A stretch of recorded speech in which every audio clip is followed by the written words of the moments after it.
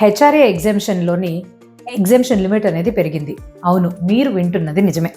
అయితే ఏంటి అని అంటే 4 సిటీస్ అయిన బెంగళూరు, పూణే, హైదరాబాద్, అహ్మదాబాద్ దీంట్లోనే 40% ఉండే ఈ లిమిట్ కాస్త 50%కి పెరిగింది. హెచ్ఆర్ఏ అంటే ఏంటి? House rent allowance. ఏదైతే మీ యొక్క ఎంప్లాయర్ మీరు ఉద్యోగం చేస్తున్నప్పుడు ఒక రెంటెడ్ హౌస్లో కానీ ఉంటే మీకు అలవెన్స్ కింద హెచ్ఆర్ఏ అంటే 1013Aలోనే మీరు ఎగ్జామ్షన్స్ అనేది క్లెయిమ్ చేసుకోవచ్చు ఈ అలవెన్స్కి అగేన్స్ట్గా. కానీ ఇది ఈ 4 సిటీస్కి మాత్రమే పెరిగింది. అండ్ మిగతా సిటీస్లో ఇంకా 40% మాత్రమే ఉంది. And old tax resume file చేసుకున్న వాళ్ళకి మాత్రమే ఇది వర్తిస్తుంది. సో ఈ పాయింట్స్ క్లియర్ అయిన తర్వాత ఇప్పుడు మన ఇన్కమ్ ట్యాక్స్ 2026 అమల్లోకి రాబోతుంది కదా.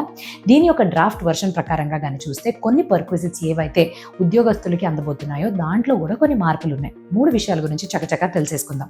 మొట్టమొదటిది మోటార్ కార్ పర్క్విజిట్స్. కంపెనీ వాళ్ళు ఇచ్చినా మీరు సొంతగా మీ యొక్క మోటార్ కార్ని వాడుకున్నా కూడా ఈ కింది మార్పులు అనేవి ఇప్పుడు తప్పదు. మొట్టమొదటిది స్మాల్ ఇంజిన్స్ ఏవైతే ఉంటాయో 1.6 లీటర్స్ దాకా ఇది వరకు ఉండే 2700 మంత్లీ ట్యాక్సబుల్ వాల్యూ కాస్త 8000కి పెరిగింది. ఇందులో 3000 డ్రైవర్కి ఖర్చులకి డ్రైవర్ యొక్క శాలరీకి వెళ్ళిపోతుంది. అదే పెద్ద ఇంజిన్స్ ఉండే కార్స్ అయితే 3300 ఉండే ట్యాక్సబుల్ వాల్యూ కాస్త 10,000 వరకు పెరిగింది. ఇందులో 3000 రూపీస్ డ్రైవర్ యొక్క శాలరీని ఇంక్లూడ్ చేసింది. రెండోది ట్యాక్స్ ఫ్రీ మీల్స్ అనేది ఇంతకుముందు 50 రూపాయల చొప్పున ఒక మీల్కి అందజేసేవాళ్ళు, ఇప్పుడు అది 200కి పెరిగింది.